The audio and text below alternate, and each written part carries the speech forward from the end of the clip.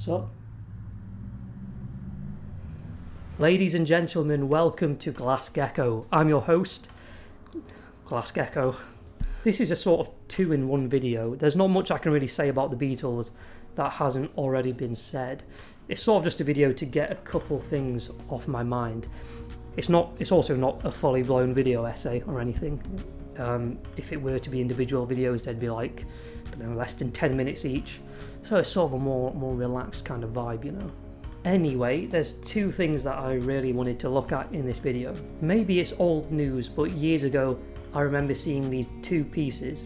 This Reddit post that was made in response to this Twitter post essentially is written to outline why the Beatles were not quite as innovative as we may think, and why a lot of the stuff that they created were actually created before them, and that the Beatles sort of get a disproportionate amount of credit. The next case in point is this video by Tentacruel, which is a response to this video by 42. Now, this one deals with pop music in general, but is extremely relevant to the topic.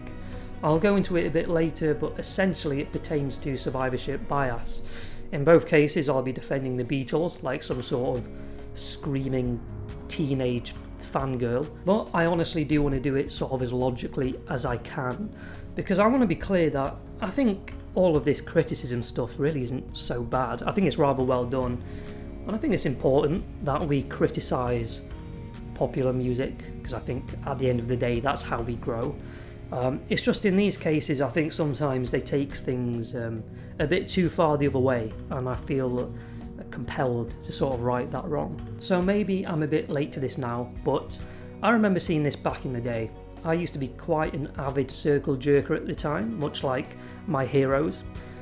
This posted the centre point of this section. I should also specify that these two things I'll be looking at are essentially microcosms of Beatles hate. I'm going to specifically be looking at this Reddit post and the comment section in Tentacruel's video particularly, but don't be mistaken, these arguments are sort of widespread when it comes to trying to refute the success of the Beatles. Anyway, let me summarise. In November 2021, a chap named Andrew Huang made this Twitter thread. It essentially outlines all the things that the Beatles invented or popularised.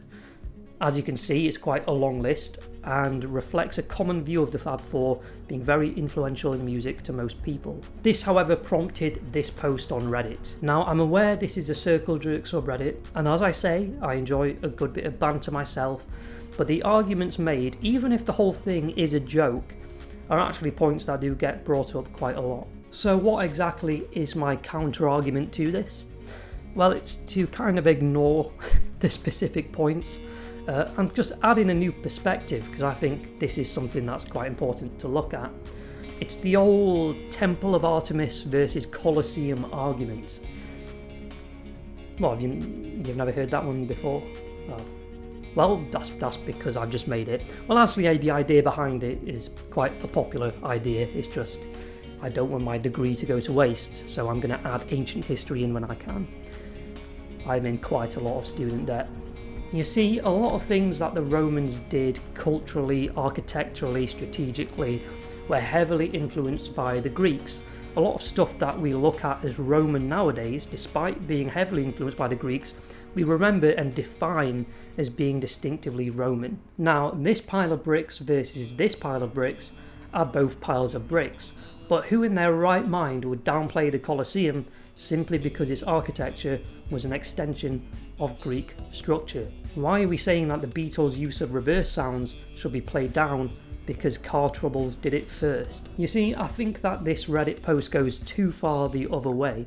You see, he counters each point in detail and posits that the fact that that's how it is discredits the Beatles entirely. I think that these artists may have come up with the ideas and started with the experimentation, but I think it was the Beatles that turned it into something that was completely different. I agree that we shouldn't credit the Beatles as inventors, but we really need to understand that what they did with this new technology is certainly something to be celebrated, and they certainly did it with their own individuality. I think there's a point as to which the Beatles took these ideas and created a new foundation upon which other artists can cite them as the influence. He mentions here about reinvention, and he mentions Buddy Holly and the Crickets, Yes, I'm terribly sorry that I called them Buddy Holly and the Cricketers in a previous video. Please forgive me. But let's be honest, I love Buddy. I mean, who the hell doesn't?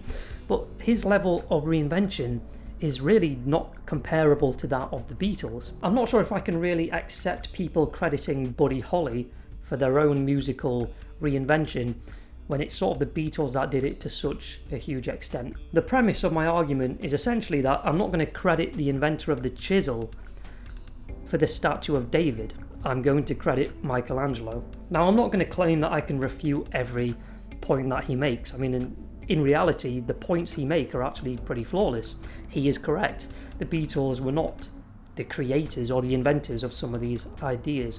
But the point is, the Beatles took it to a new level. There comes a point when your individual influence on an idea is so complete that you end up deserving a patent for it. That's sort of how I view the Beatles in this regard. A lot of people bring up this idea that, well, they didn't invent it, therefore we can count them out as completely irrelevant in this regard. I think that's a pretty arbitrary way to look at it, if I'm being honest. I think, yes, the Beatles were not the first, but to think of a band that was at their height, at the top of the world for so long, yet they were still willing to take that deep dive into completely changing their sound, I think at that point, they really do deserve the credit for so many of these things. Right, hopefully I got that point across in a non-confusing manner. Anyway, on to the next. In August of 2017, the channel 42, which weirdly me and a friend used to watch when we were in school, uploaded a video criticising popular music and why it's so bad. He cites articles and science, as well as his opinion in the video. In the video, he mentions that the height of timbre was at its height during the 60s and the Beatles are mentioned early on. In response to this, a chap named Tentacruel responded about why he's wrong, also using the power of science and opinion. Now, there's a big back and forth about science and articles and stuff, but my argument this time is going to be similarly to my last, to basically ignore all of the important points and do my own thing. Okay, that's obviously a joke, but my argument more pertains to survivorship bias. Now, Tentacruel's video is actually really quite good, and in many ways my argument has nothing to do with him or the video, but years ago it was his comment section that introduced survivorship bias into my blissful love for the Beatles and 60s music in general. You see, I see this argument quite a lot when it comes to modern versus historical music, and it's basically a two-pronged attack, and it goes as follows. The first prong is this view of survivorship itself.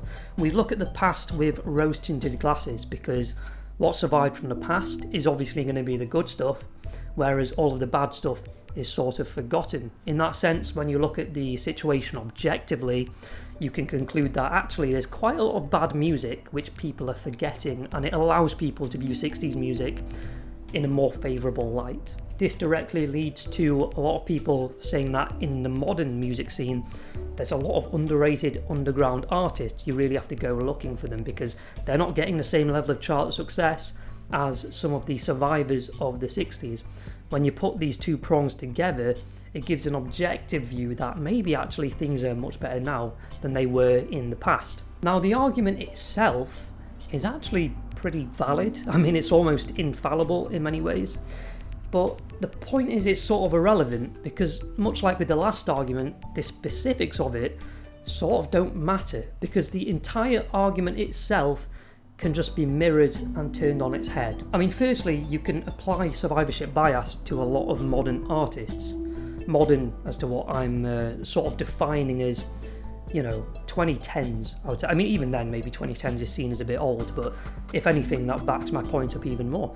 Because where's the survivorship bias for these bands if survivorship bias is supposed to be such a concrete indicator of 60s good music? Hey guys, so I'm just editing this at the moment, and I forgot to specify how exactly I'm applying survivorship bias to modern music, because obviously the whole argument is a test of time, so I can't apply it to artists who are releasing music as we speak, as we don't have long enough to test them. I think around 2010s is fair because it allows us to make an educated guess based on recent trends from artists' long-term success, and the music industry really hasn't changed so much anyway. Also, the argument is nothing to do with music quality, specifically. It's just an argument against the logical premise for survivorship bias by definition. So, yeah. I also seem to use the terms 60s music and old music interchangeably, but it is the latter that I'm arguing for. It's just the Beatles make a good example to focus on in this regard. Anyway, just to clear some things up, enjoy the rest of the video. I mean, it's literally sort of a meme now at this point about how 2010's pop music has pretty much been completely forgotten. I mean, no one is listening to Cheerleader anymore. No one's listening to Raw. Well, I mean, maybe some people are. And that's despite these songs being massive billion-play global hits on the charts. It's all well and good applying survivorship bias to the Beatles and other 60s bands, but, you know, at least they had survival in the first place. I mean, we didn't even have to wait 10 years for a lot of these lame 2010s pop songs to be forgotten. It's all well and good talking about the Beatles or Queen being nostalgic, but when you talk about Happy by Pharrell Williams being nostalgic, well, I think that's literal proof as to how badly modern pop music survives. The second argument can also be used against them too. There are so many great artists nowadays, we just don't know where to find them, so therefore how can you really say that, you know, the survival from the 60s is better when there's so much underground stuff at the moment that isn't getting the exposure? Yeah, I mean, that also applies to the 60s. I don't really know if these people kind of just think that every single good song, every single good band and artist that came out of the 60s is remembered. Every single one. You know, the good stuff is all been remembered, but the bad stuff, it's all been forgotten.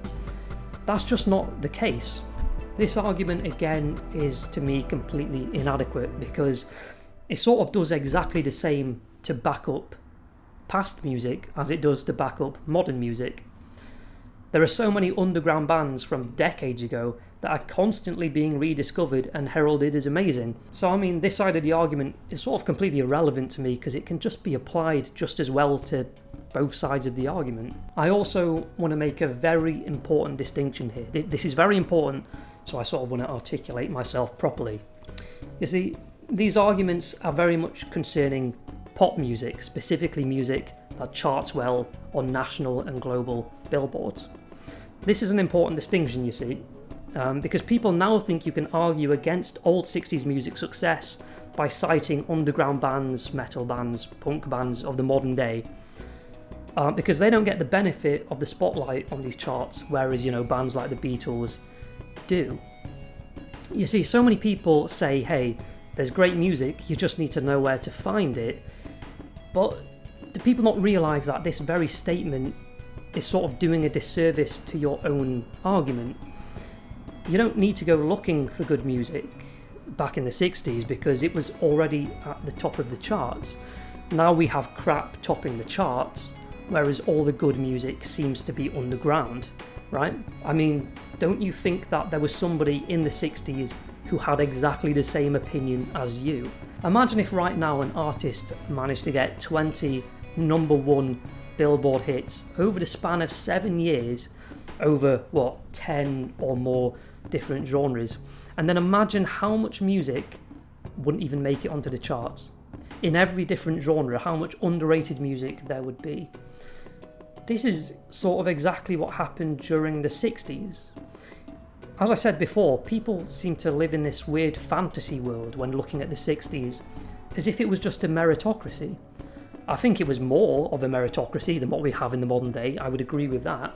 But let's not sit here and pretend like, well, it was just the best of the best made it, and then, you know, it's just the bad ones who never did. No, it's exactly the same as it is now, maybe not as bad, but it's a similar situation. There were so many great bands which are just forgotten, thrown to the wayside, because that's essentially what the Beatles did. Survivorship bias can be used, but at the end of the day, when applied to both sides, more survives from the old period anyway. There's a reason why millions of people around the world still have an obsession with 60s music. Epstein was right when he said the children of the next millennia will be listening to the Beatles. I'm not really sure if people of the next millennia will still be listening to Katy Perry. Well, there you have it. I've tried to put forward my arguments against fake innovation and survivorship bias.